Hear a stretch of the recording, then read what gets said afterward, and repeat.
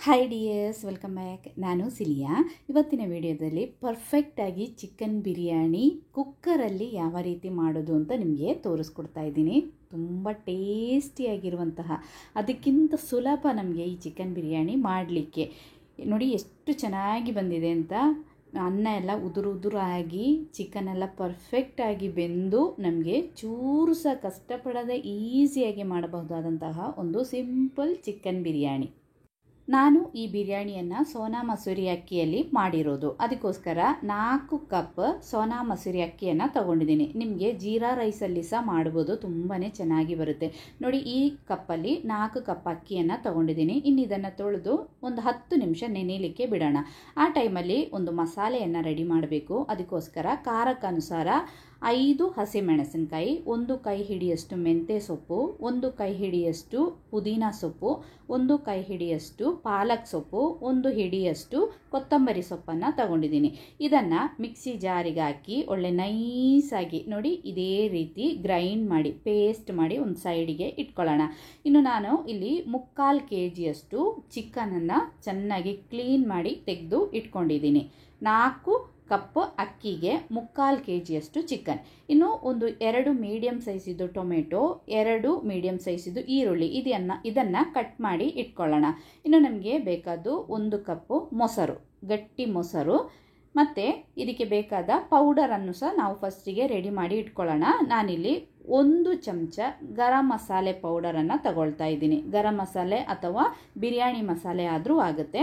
ಇನ್ನು ಇದಕ್ಕೆ 2 ಚಮಚ, ದೊಡ್ಡ ಚಮಚಕ್ಕೆ 2 ಚಮಚ ಕೊತ್ತಂಬರಿ ಹುಡಿಯನ್ನು ಸಹ ತೆಗೆದು ಇಟ್ಕೊಂಡಿದ್ದೀನಿ. ಇಷ್ಟು ಮಾತ್ರ ಮಸಾಲೆ ನಾವು ಇದಕ್ಕೆ ಹಾಕೋದು, ಬೇರೆ ಜಾಸ್ತಿ ಮಸಾಲೆ ಏನು ಬೇಡ. ಇನ್ನು ಒಂದು ಪ್ರೆಷರ್ ಕುಕ್ಕರ್ ಬಿಸಿ ಆದಮೇಲೆ ಅದಕ್ಕೆ 4 ರಿಂದ 5 ಚಮಚ ಎಣ್ಣೆಯನ್ನು ಹಾಕ್ತಾ ಇದ್ದೀನಿ. ನಾನಿಲ್ಲಿ ಸನ್ಫ್ಲವರ್ ಆಯಿಲನ್ನು ಹಾಕಿರೋದು. ಎಣ್ಣೆ ಚೆನ್ನಾಗಿ ಬಿಸಿ ಆದಮೇಲೆ ಅದಕ್ಕೆ ಫಸ್ಟಿಗೆ ಸ್ವಲ್ಪ ಜೀರಿಗೆಯನ್ನು ಹಾಕಬೇಕು, ಒಂದು ಅರ್ಧ ಚಮಚದಷ್ಟು. ಇನ್ನು ಹೋಲ್ ಮಸಾಲೆ, ನಮ್ಮ ಹತ್ರ ಯಾವುದೆಲ್ಲ ಹೋಲ್ ಮಸಾಲೆ ಇದೆಯೋ, ಚಕ್ಕೆ, ಲವಂಗ, ಏಲಕ್ಕಿ, ಆ ಥರ ಹೋಲ್ ಮಸಾಲೆ ಎಲ್ಲ ಹಾಕಬೇಕು. ಮತ್ತು ಸ್ವಲ್ಪ ಬಿರಿಯಾನಿ ಎಲೆ ಅಥವಾ ನೀವು ಬೇ ಲೀಫನ್ನು ಹಾಕಿದ್ರೂ ಆಗುತ್ತೆ.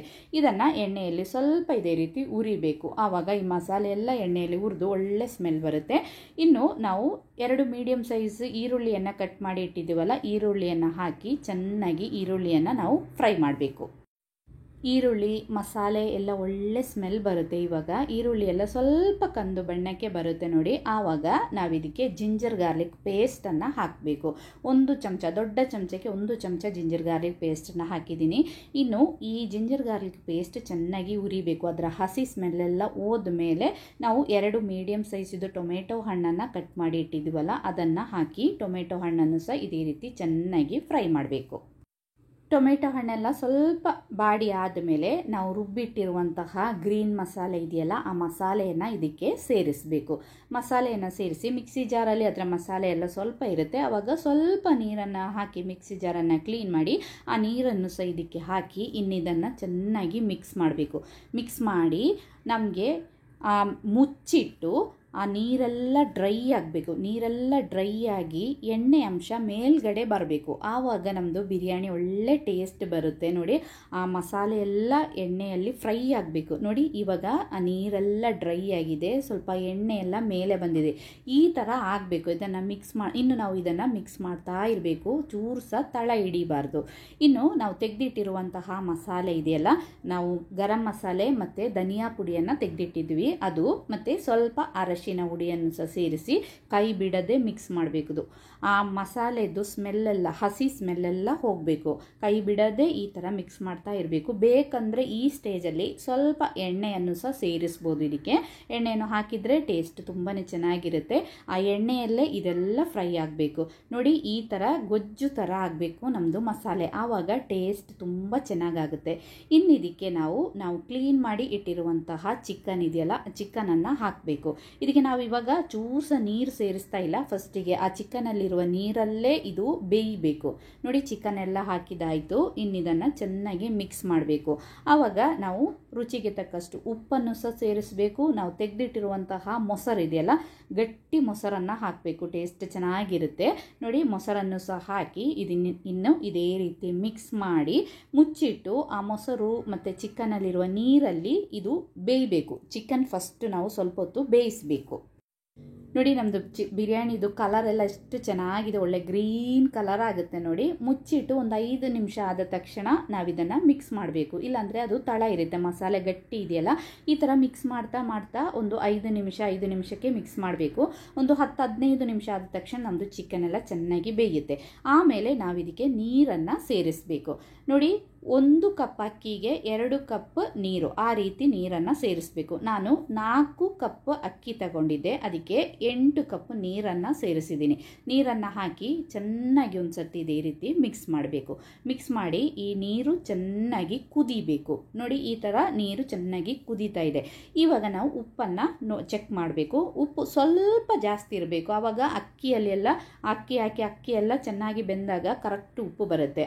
ಇವಾಗ ಸ್ವಲ್ಪ ಉಪ್ಪು ಕಮ್ಮಿ ಇತ್ತು, ಅದಕ್ಕೆ ನಾನು ಸ್ವಲ್ಪ ಉಪ್ಪನ್ನು ಸಹ ಹಾಕಿ ಇನ್ನು ನಾವು ತೊಳೆದು ಸ್ವಲ್ಪ 10 ನಿಮಿಷ ಅಕ್ಕಿಯನ್ನು ನಾವು ನೀರಲ್ಲಿ ನೆನೆಸಿದ್ವಿ. ಚೂರು ಸಹ ನೀರಿರಬಾರ್ದು, ನೀರಿಲ್ಲದೆ ಅಕ್ಕಿಯನ್ನು ಇದಕ್ಕೆ ಹಾಕಿ ನಮ್ಮದು ಬಿರಿಯಾನಿಗೆ ಹಾಕಿ ಇನ್ನು ಇದಕ್ಕೆ 1 ಚಮಚ ತುಪ್ಪವನ್ನು ಸಹ ಸೇರಿಸಬೇಕು. ಸೇರಿಸಿ ಚೆನ್ನಾಗಿ ಒಂದು ಸರ್ತಿ ಇದೇ ರೀತಿ ಮಿಕ್ಸ್ ಮಾಡಬೇಕು. ಎಲ್ಲ ಕಡೆ ಆ ಮಸಾಲೆ ಅಕ್ಕಿ ಚಿಕನ್ ಎಲ್ಲ ಕಡೆ ತಾಗುವಾಗೆ ಇದೇ ರೀತಿ ಚೆನ್ನಾಗಿ ಮಿಕ್ಸ್ ಮಾಡಿ ಇದನ್ನು ಒಂದು 5 ನಿಮಿಷ ಇದೇ ರೀತಿ ಕುದೀಲಿಕ್ಕೆ ಬಿಡಬೇಕು ನೋಡಿ. ಇವಾಗ ಮಿಕ್ಸ್ ಮಾಡ್ತಾ ಇರಬೇಕು. ಆ ಮಸಾಲೆ ಎಲ್ಲ ಸ್ವಲ್ಪ ದಪ್ಪ ಇರೋದ್ರಿಂದ ಬೇಗ ತಳ ಹಿಡಿಯುತ್ತೆ, ಅದಕ್ಕೋಸ್ಕರ ಈ ಥರ ಮಿಕ್ಸ್ ಮಾಡ್ತಾ ಇರಬೇಕು. ಮಿಕ್ಸ್ ಮಾಡ್ತಾ ಇದ್ದು ಒಂದು 5 ನಿಮಿಷ ಕುದಿ ಆದಮೇಲೆ ಇದನ್ನು ಚೆನ್ನಾಗಿ ಕವರ್ ಮಾಡಿ ನಾವು ಸ್ಟವ್ ಮೇಲೆ ಒಂದು ಹಳೆಯ ಪಾನಿಟ್ಟು ಪಾನ್ ಚೆನ್ನಾಗಿ ಬಿಸಿ ಆದ ಮೇಲೆ ನಮ್ಮದು ಬಿರಿಯಾನಿಯನ್ನು ಕರೆಕ್ಟಾಗಿ ಮುಚ್ಚಳ ಇರುವ ಮುಚ್ಚಳ, ಇಲ್ಲಾಂದರೆ ಕುಕ್ಕರನ್ನು ಮುಚ್ಚಿ ನಿಮಗೆ 2 ವಿಸಿಲ್ ಮಾಡಿಸಿದ್ರೂ ಸಾಕಾಗುತ್ತೆ, ಅಥವಾ ಇದೇ ರೀತಿ ನೀವು ಸ್ಟೀಮಿಗೆ ಇಟ್ಟರೂ ಆಗುತ್ತೆ. ಪಾನ್ ಚೆನ್ನಾಗಿ ಬಿಸಿ ಆದ ಮೇಲೆ ಒಳ್ಳೆ ಕವರ್, ಚೂರು ಸಹ ಏರ್ ಹೊರಗಡೆ ಹೋಗದೆ ಕವರಿಂದ ಕವರ್ ಮಾಡಿ ಅದರ ಮೇಲ್ಗಡೆ ಸ್ವಲ್ಪ ವೆಯ್ಟನ್ನು ಇದೇ ರೀತಿ ನಾನಿವಾಗ ಕುಟ್ಟುವ ಕಲ್ಲನ್ನು ವೆಯ್ಟಿಗೋಸ್ಕರ ಇಟ್ಟಿದ್ದೀನಿ.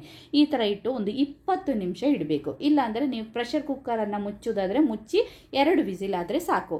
ಇನ್ನು 20 ನಿಮಿಷ ಅದು ಬೇಯಲಿ. 20 ನಿಮಿಷ, ಆ 20 ನಿಮಿಷದಲ್ಲಿ ಒಳ್ಳೆ ಒಂದು ಮೊಸರು ಬಜ್ಜಿಯನ್ನು ರೆಡಿ ಮಾಡೋಣ. 2 ಕುಕ್ಕುಂಬರ್, 1 ಈರುಳ್ಳಿ, ಸ್ವಲ್ಪ ಖಾರಕ್ಕನುಸಾರ ಹಸಿಮೆಣಸಿನಕಾಯಿ, ಕೊತ್ತಂಬರಿ ಸೊಪ್ಪನ್ನು ತಗೊಂಡಿದ್ದೀನಿ. ಇದನ್ನೆಲ್ಲ ಸಣ್ಣ ಸಣ್ಣ ಕಟ್ ಮಾಡಿ ಒಂದು ಪಾತ್ರೆಗೆ ಹಾಕಿ ರುಚಿಗೆ ತಕ್ಕಷ್ಟು ಉಪ್ಪನ್ನು ಸಹ ಹಾಕಿ ಚೆನ್ನಾಗಿ ಇದೇ ರೀತಿ ಒಂದು ಸರ್ತಿ ಮಿಕ್ಸ್ ಮಾಡಬೇಕು. ಮಿಕ್ಸ್ ಮಾಡಿ ಆದಮೇಲೆ ಇದಕ್ಕೆ ನಾವು ಮೊಸರು, ನಾನಿವಾಗ ಪ್ಯಾಕೆಟ್ ಮೊಸರನ್ನು ಹಾಕ್ತಾಯಿದ್ದೀನಿ. ಮೊಸರನ್ನು ಹಾಕಿ ಸ್ವಲ್ಪ ನೀರು ಬೇಕಂದ್ರೆ ನಮಗೆ ಹಾಕಿ ಚೆನ್ನಾಗಿ ಇದನ್ನು ಮಿಕ್ಸ್ ಮಾಡಿದರೆ ನಮ್ಮದು ರುಚಿಯಾದಂತಹ ಮೊಸರು ಬಜ್ಜಿ ರೆಡಿ ಆಯಿತು. ಇನ್ನೊಂದು ನಮ್ಮದು ಬಿರಿಯಾನಿ 20 ನಿಮಿಷ ನಾವು ಸ್ಟೀಮ್ಗೆ ಇಟ್ಟಿದ್ದೀವಲ್ಲ, 20 ನಿಮಿಷ ಆದಮೇಲೆ ಹೊರಗಡೆ ತೆಗೆದು ಅದನ್ನಿಟ್ಟು 10 ನಿಮಿಷ ಆದ ಮೇಲೆ ಬಿರಿಯಾನಿಯನ್ನು ಓಪನ್ ಮಾಡಬೇಕು. ನಾನು ಸ್ಟೀಮಲ್ಲಿ 20 ನಿಮಿಷ ಇಟ್ಟಿದ್ದೆ. 20 ನಿಮಿಷ ಆದಮೇಲೆ ಅದು ಸ್ಟವ್ ಆಫ್ ಮಾಡಿ ಒಂದು 10 ನಿಮಿಷ ಬಿಟ್ಟು ಆದಮೇಲೆ ಈ ಥರ ಬಿರಿಯಾನಿ ಓಪನ್ ಮಾಡಿ ಮಿಕ್ಸ್ ಮಾಡಿದರೆ ಸೂಪರ್ ಆಗಿರುವಂತಹ ಬಿರಿಯಾನಿ ರೆಡಿ ಆಯಿತು. ಒಂದು ಸಾರಿ ಇದೇ ರೀತಿ ಟ್ರೈ ಮಾಡಿ ನೋಡಿ.